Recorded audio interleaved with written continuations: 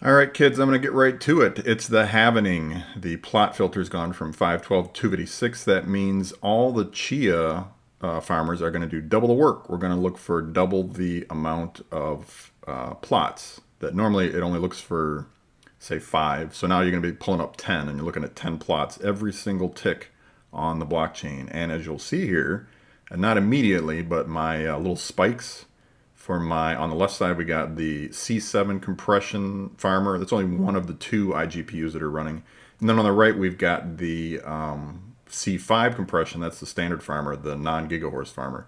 And you'll see here in a minute that the spikes are about to get real PHAT because the amount of processing time is going to double. And there we go.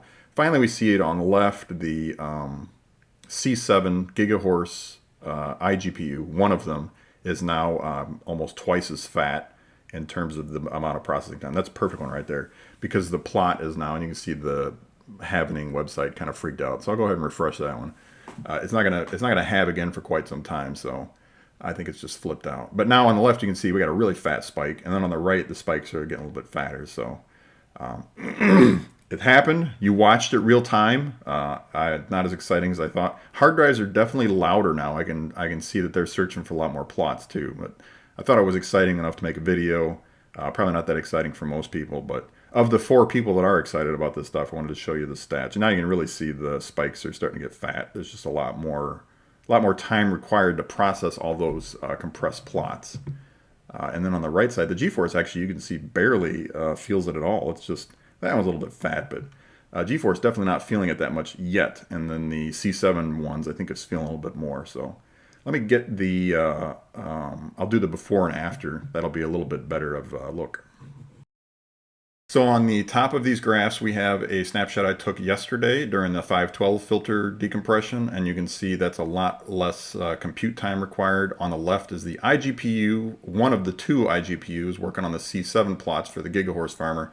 On the right is the C5 compression plots, and that's just the one 1030 that's doing the petabyte of C5 compressed plots because they're not that intensive. But when we drop down to today on the 256 filter, you can definitely see the spikes are a lot more fat. When you get those fat spikes, it's just taking a lot more time for the GPU to decompress them. So I thought that was interesting too. Not as much as I thought. I thought I'd have a lot more fat spikes, but the 1030 doesn't seem to really feel it at all. The iGPU is a little more significant because there are 2 of those working in tandem. I have 2 machines, and each of those machines have that 5700G iGPU. So that is actually doing a little bit more work, but that's also because it's C7 compression. So little fun thing to look at. Thought it'd be cool to show the comparison side by side. And I'm not affected. I'm sure there's going to be a lot of people that are dropping off the net space now because if you are hyper compressed, this is going to be a big deal. This is one of the reasons I kept it to C5 and C7 because I knew that the hardware could handle it. And like I said, I'm kind of sticking around this 2 petabyte total. I don't really want to go any higher.